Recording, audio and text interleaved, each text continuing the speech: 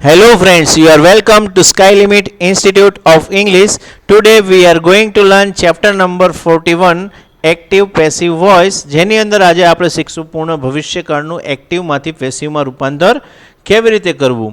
તો સૌપ્રથમ વાત કરીએ તો પૂર્ણ ભવિષ્યકાળને ઇંગ્લિશમાં શું કહેવાય?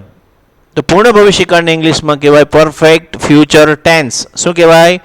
Perfect future tense. તો એમાં સૌપ્રથમ જોઈએ પોઝિટિવ સેન્ટેન્સ સ્ટ્રક્ચર એટલે કે હકાર વાક્ય રચના. પોઝિટિવ સેન્ટેન્સ સ્ટ્રક્ચર એટલે કે હકાર વાક્ય રચના.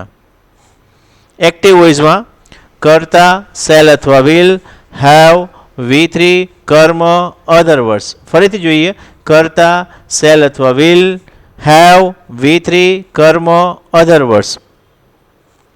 પેસિવ વોઇસમાં કર્મ સેલ અથવા will, have been, V3, by, કર્તાની કર્મ વિભક્તિ, અધર વર્ડ્સ. ફરીથી જોઈએ પેસિવ વોઇસ કર્મ સેલ અથવા will, have been, V3, by, કર્તાની કર્મ વિભક્તિ, અધર વર્ડ્સ. ઉદાહરણ જોઈએ. Active voice Jay will have spoken English. જયે અંગ્રેજી બોલી લીધું હશે. પેસિવ વોઇસ જોઈએ English will have been spoken by Jay. English will have been spoken by Jay.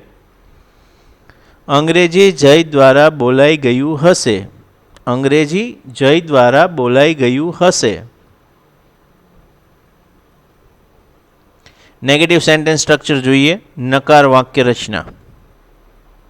Active voice કર્તા સેલ અથવા વિલ, નોટ, હેવ, V3, કર્મ, અધર વર્ડ્સ. ફરીથી જોઈએ કર્તા સેલ અથવા વિલ, નોટ, હેવ, V3, કર્મ, અધર વર્ડ્સ. પેસિવ વોઇસમાં જોઈએ કર્મ સેલ અથવા will, not, have been, V3, by, કર્તાની કર્મ વિભક્તિ, અધર વર્ડ્સ. ફરીથી જોઈએ કર્મ સેલ અથવા will, not, have been, V3, by, કર્તાની કર્મ વિભક્તિ, અધર વર્ડ્સ. ઉદાહરણ જોઈએ. Active voice Jay will not have spoken English. Jay will not have spoken English. જયે અંગ્રેજી બોલ્યું હશે નહીં. Passive voice English will not have been spoken by Jay. English will not have been spoken by Jay. અંગ્રેજી જય દ્વારા બોલવામાં આવ્યું હશે નહીં. ઇન્ટ્રોગેટિવ સેન્ટેન્સ સ્ટ્રક્ચર પ્રશ્નાર્થ વાક્ય રચના. એક્ટિવ વોઇસની સેલ અથવા વિલ, કર્તા, હેવ, V3, કર્મ, અધર વર્ડ્સ. ફરીથી જોઈએ એક્ટિવ વોઇસ સેલ અથવા વિલ, કર્તા, હેવ, V3, કર્મ, અધર વર્ડ્સ. પેસિવ વોઇસની વાક્ય રચના જોઈએ સેલ અથવા વિલ, કર્મ, હેવ બીન, V3, બાય, કર્તાની કર્મ વિભક્તિ, અધર વર્ડ્સ. ફરીથી જોઈએ સેલ અથવા વિલ, કર્મ, હેવ બીન, V3, બાય, કર્તાની કર્મ વિભક્તિ, અધર વર્ડ્સ. ઉદાહરણ જોઈએ. Active voice will Jay have spoken English. Will Jay have spoken English. જયે અંગ્રેજી બોલી લીધું હશે. Passive voice will English have been spoken by Jay. Will English have been spoken by Jay. અંગ્રેજી જય દ્વારા બોલાઈ ગયું હશે. અંગ્રેજી જય દ્વારા બોલાઈ ગયું હશે. WH interrogative sentence structure. WH વાળી પ્રશ્નાર્થ વાક્ય રચના. એક્ટિવ વોઇસ WH વાળો શબ્દ સેલ અથવા વિલ, કર્તા, હેવ, V3, કર્મ, અધર વર્ડ્સ. ફરીથી જોઈએ WH વાળો શબ્દ સેલ અથવા વિલ, કર્તા, હેવ, V3, કર્મ, અધર વર્ડ્સ. પેસિવ વોઇસ જોઈએ WH વાળો શબ્દ સેલ અથવા વિલ, કર્મ, હેવ બીન, V3, બાય, કર્તાની કર્મ વિભક્તિ, અધર વર્ડ્સ. ફરીથી જોઈએ WH વાળો શબ્દ સેલ અથવા વિલ, કર્મ, હેવ બીન, V3 by કર્તાની કર્મ વિભક્તિ other words. ઉદાહરણ જોઈએ. Active voice.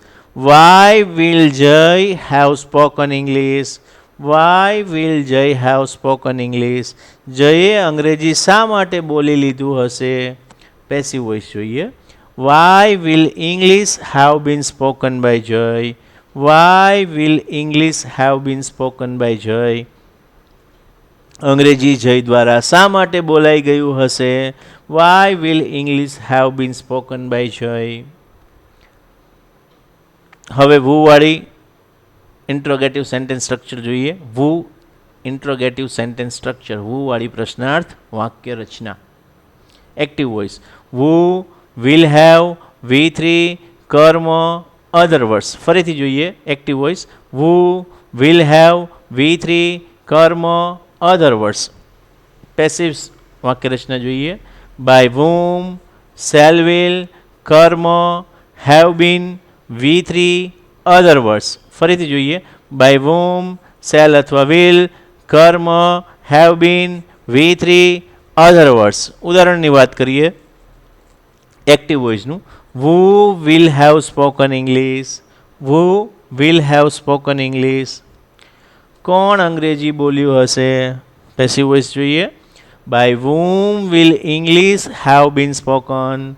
By whom will English have been spoken? કોના દ્વારા અંગ્રેજી બોલાઈ ગયું હશે? કોના દ્વારા અંગ્રેજી બોલાઈ ગયું હશે? એક્સ્ટ્રા સેન્ટેન્સીસ જોઈએ ઉદાહરણ સાથે. Active voice. I will have spoken English. I will have spoken English. Passive voice કરીએ તો English will have been spoken by me. English will have been spoken by me. English will have been spoken by me. Active voice. He will have learnt English. He will have learnt English. Passive voice. English will have been learnt by him. English will have been learnt by him. Active voice. They will not have given exam. They will not have given exam. Passive voice.